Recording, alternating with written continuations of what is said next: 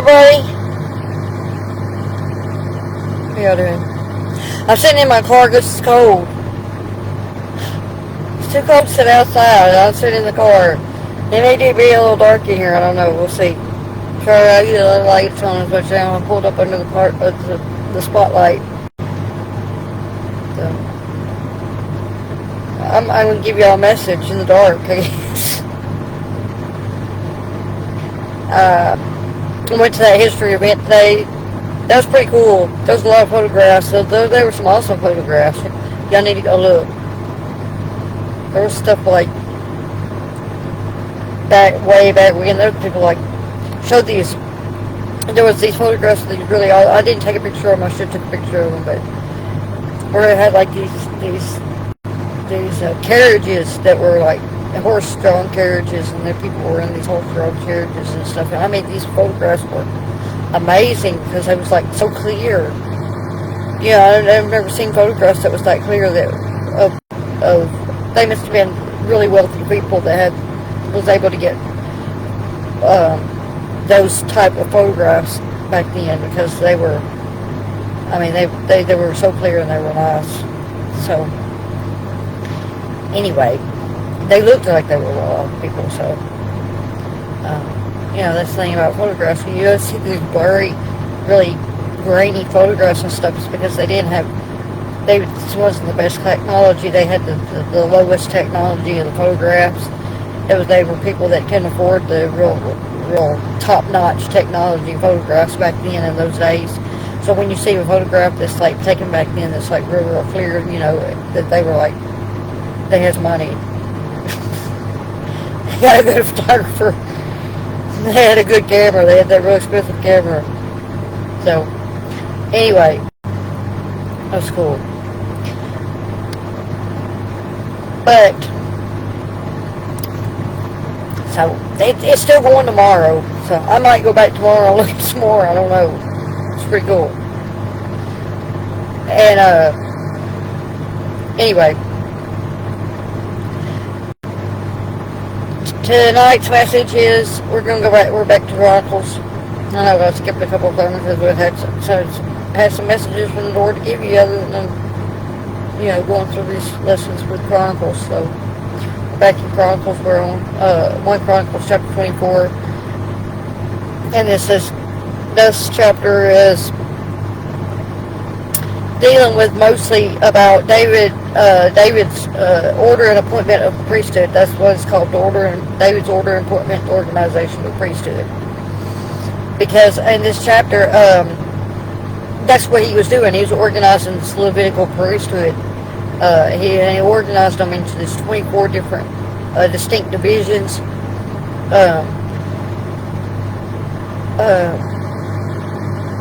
For them to it was like organizing how they was going to perform their duties and their this orderly worship that they were to do once the temple was built. They haven't built the temple yet, but he knew that Solomon was going to build the temple, so he's still getting everything lined up and getting organized and all these administrative tasks, all these, giving everybody their roles, what they should do, and how things are going to go about once the temple's built, and how they're gonna worship and all this stuff. And this chapter establishes these principles of order and the lineage of the priesthood. The roles that they were supposed to play were going to be passed down through their lineages through the generations until Christ returned. So, until Christ came and then returned. So it was going to, until he came as the Messiah came. But this Levitical priesthood is supposed to follow an order still within the church. So even though it's not so much by lineage now as it was then, it's symbolic in a way now. But anyway, it's the order, the lineage, and the divine appointment that was essential for this sacred service of the Levitical priesthood. Like I said, it's more symbolic. It's more about this divine appointment is Jesus chooses. Now, after he came and now until he returns, it's not so much has to do with that bloodline. That if you think about it like this, we're adopted. When we become believers, when we were adopted and we become adopted into the family of that was the grafted into the family that was the original bloodline. So we're it's not so much blood family, we're adopted into the family. So but we are given the right through Jesus to be called sons and daughters of God. So this is more, like I said, symbolic, but through Jesus chooses, who is all believers are supposed to be following in line with this Levitical priesthood. Now, so anyway, this chapter starts out with identifying the descendants of Aaron, because that's the Levitical priesthood. That's where it came from. We're so traveling backwards. They were descendants of Aaron, and it tells about these 4 different sons of Aaron, and 2 of them though were they died without sons because they offered strange fire. It says, which means they were practicing something they weren't supposed to do. They were doing making offerings that weren't presentable to God. They were strange fire. So because they did this, they died without sons, and the other 2 sons of Aaron were the ones that the priesthood would descend from. So there's only 2 lines that this priesthood descended from. So this shows how through this, the need for the sanctification and through this lineage that, this holiness in this ministry. Ministry is supposed to be about holiness. And so ministers have to be sanctified. And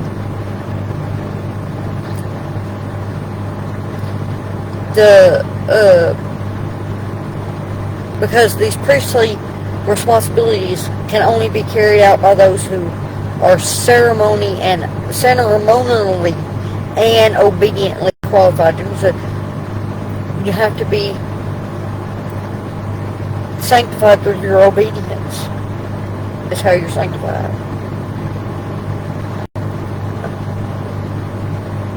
Following God and obeying Him daily is how their mind is formed, where He knows that He can trust you with the ministry that He is going to point you to. So the next part of this is that David goes and he collaborates with to accomplish this. He goes and he collaborates with the chief priest, which comes from these lines of Aaron, and he established this structured system. And divides these priests proportionally so he could achieve this 24 total divisions or courses of these priests. And he wanted it to be orderly in the administration, so and balanced. And by being organized the way he did and being balanced and organized, and this order that he established, it would be sustainable. and to prevent any rivalries from happening, where you know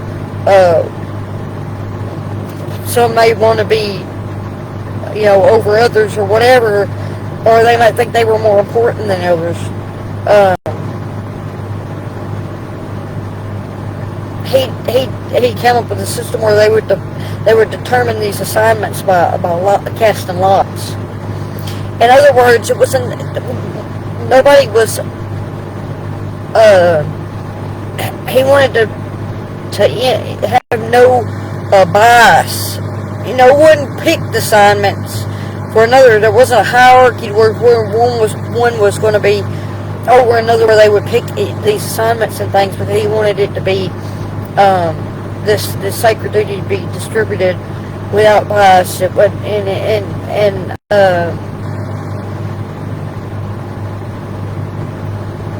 that it would be up to God who fell. The lot fell on whoever it fell on for the certain assignments. So this act itself emphasizes that decide this divine selection and impartiality. Signifying that the ultimate appointment of service came from God and God alone. God was the one that would choose who did what, where, and when.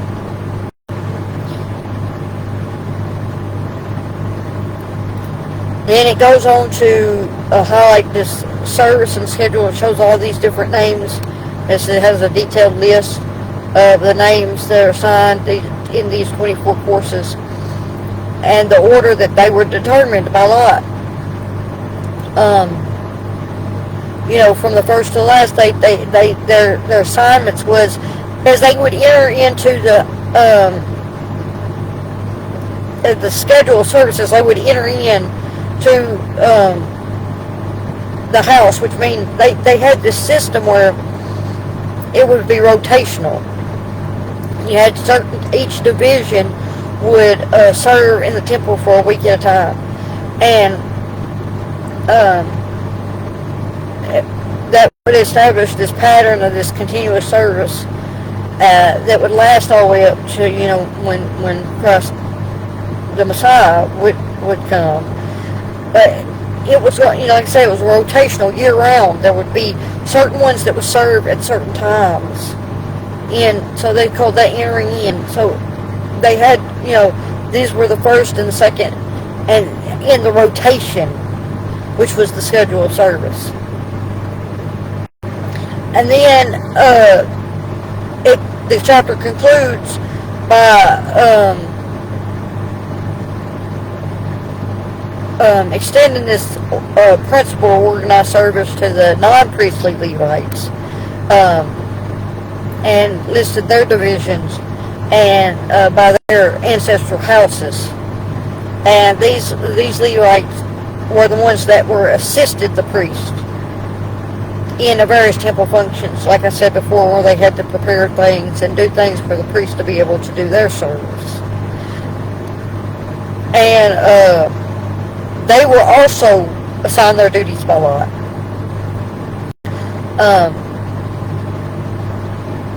So this stressed the theme of comprehensive order and unity in service.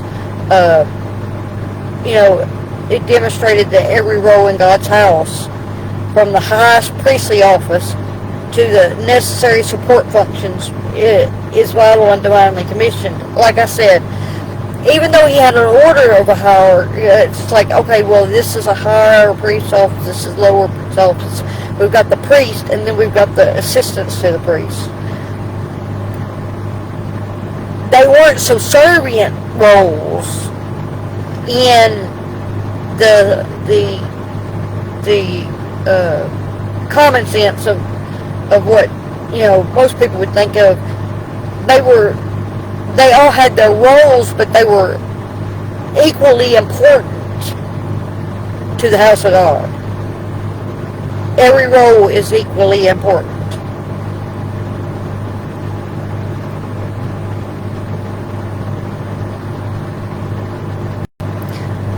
So within the broader biblical narrative this chapter stands as a critical piece of the Old Covenant administrative framework. It reveals David's meticulous commitment to preparing for the temple and ensuring the system of atonement and mediation essential to maintaining God's covenant with Israel could function flawlessly. The intricate organization that we find here and its ultimate meaning, and it comes to its ultimate meaning in the in the gospel, that this rotational priesthood pointed directly to the fulfillment in Christ, that because he's our great high priest, and unlike the earthly priest, Christ don't need a schedule of service or casting lots or any of that. His sacrifice, once and for all sacrifice, was perfect and sufficient for all time, and so that abolished the need for the continuous earthly temple rituals. And for our spiritual growth, this chapter reminds us that God is a God of order, purpose, and assignment. In the New Covenant, every believer is a part of a spiritual priesthood. It talks about that, about the royal priesthood in 1 Peter 2:9, that we are a royal priesthood.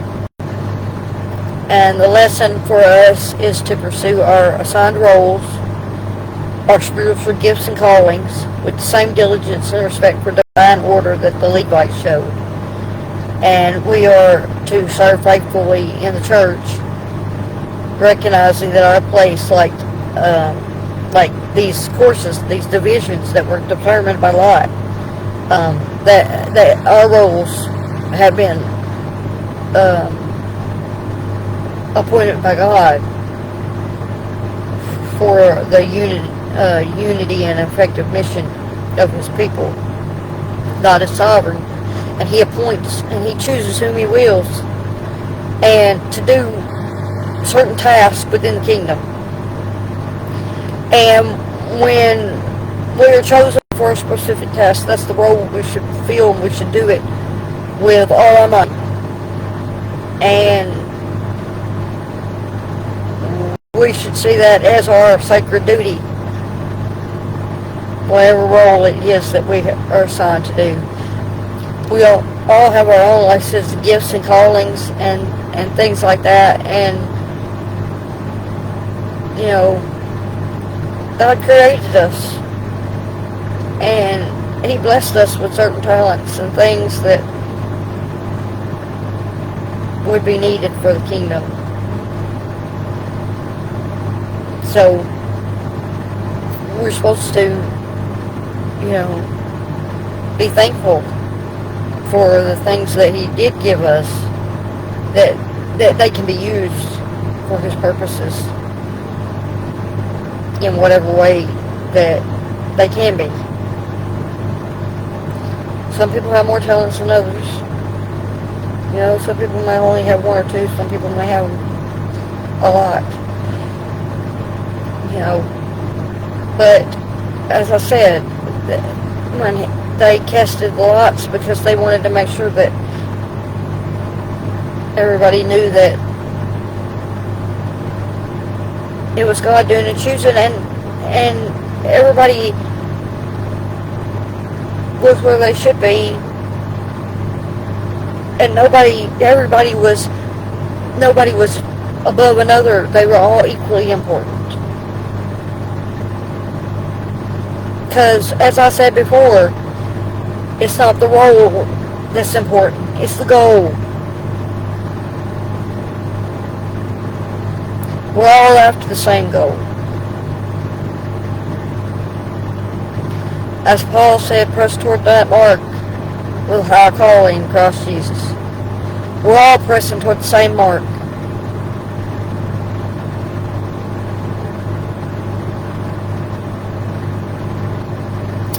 So, that's what this chapter had to do with, was organizational priesthood. Anyway,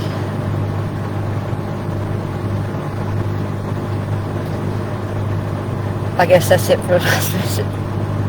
I had to do it. I don't wanted to get the message in, and I hate when I skip them. When I skip a day, I don't like skipping a day. I want to get at least one message out every day. So I try. Sometimes it's hard. I don't get time to study sometimes when stuff gets busy. It frustrates me. But it is what it is, you know.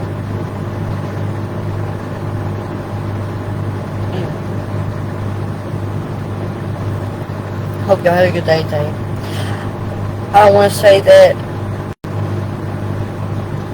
there are some people I know that are facing some issues right now, some health issues, and maybe their own health issues, maybe health issues with some loved ones. I'm thankful and very blessed that both my uncle and my cousin both had hand surgery, and they came through it all right so far. So far so good. I was really praying for that, but I want everybody else to know I've been praying for their issues too. You know, I pray every day, and if I get on Facebook and I see somebody has a problem, I might not comment. Sometimes I comment, sometimes I don't. Maybe I don't. But just know I'm praying for you either way. And I'm a firm believer prayer works. And I was praying about this food issue. I know a lot of people probably was. And not because of myself, because I don't even get them. I was praying for the people that do and need them. I don't want to see nobody go hungry.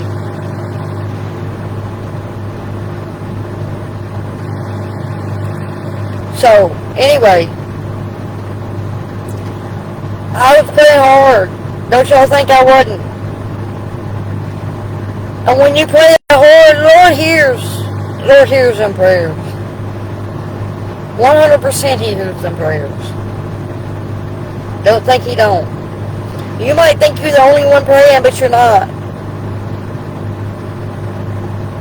The Bible talks about that. It talks about the prayers of the saints that go up, and they make a sweet savor to the Lord.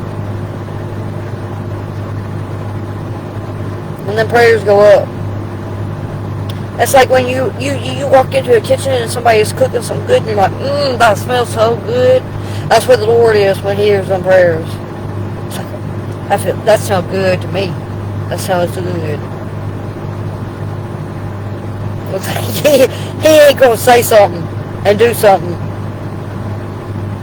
I mean, you walk in that kitchen and you smell that food, you want to get some. You want to take a bite.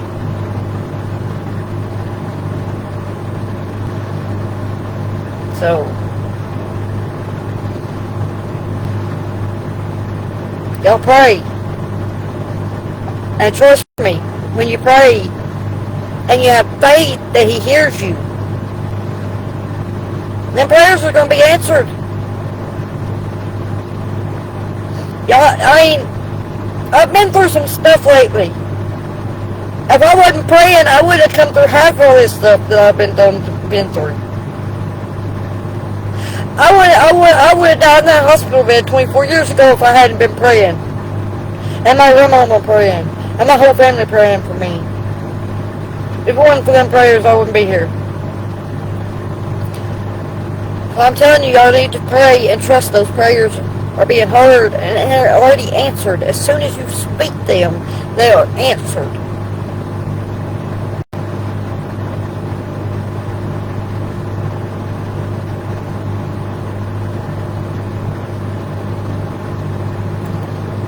I love y'all.